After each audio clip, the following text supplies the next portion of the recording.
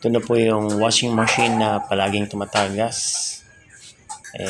Nagsasawa na ako katatagas nito kaya tanggalin natin ang likod, buksan natin dahil itong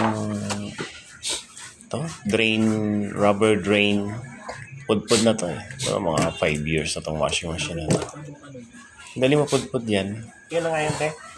Tapos, may yung mga dumi hindi natatanggal pag dinidrain.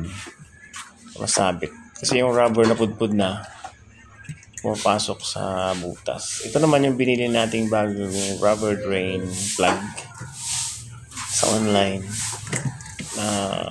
Basta tingnan mo lang yung yung brand.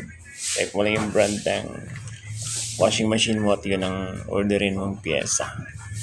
Assembly na kasi to. Nabibili niya na ganyan pero yung iba hindi assembly. Mas mura. Pero ito, assembly na binili ko para wala ng problema. Ayan pudpud na nga itong luma. Ilalagay natin itong bago ngayon. Nag-aalangan ako pero alam ko okay ito kasi hindi pa pudpud At saka malambot yung rubber. Nag-fit siya dyan para hindi tumagas yung tubig. At ito naman luma. Patanggalin na natin ito. Nakakawit lang naman to Ayan. Tanggalin lang yung kawit na yan. Ang mapapansin nyo yung spring kasi doble. Dinoble ko yan dati kasi tumatagas para para lumakas yung spring pag diin yung rubber pag di tumagas. Pero hindi sapat kasi nga ang rubber na yan ay luma na. So yung original na spring idagdag natin dun sa spring. Diyan sa ikakabit natin bagong rubber drain plug para lumakas siya. Para mag-fit talaga siya ng gusto. Para hindi tumagas nga. Ayan. Ipasok mo muna bago mo ikawit. Nag-iisip ako kung tatanggalin ko ba. Or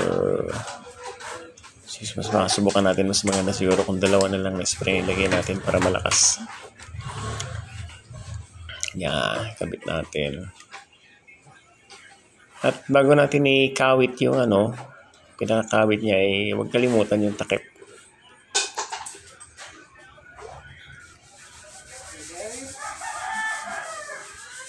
Akala ko kasi nung araw walang nabibiling parts. Mabuti na lang mayroon sa online. Kahit yung hose niyan, mayroon. Okay, pwede na. Ikabit na natin guys. Ayan, simple lang naman. Ganyan lang. So bago niya ikabit yan, linisan niya yung loob kasi minsan may dumi na nakadikit. O kaya lihain niyo para maging makinis. Ayan lang, okay na. Ayun, tapos na. Po ay mayroon kayong natutunan sa munting vlog. God bless us all. Bye-bye!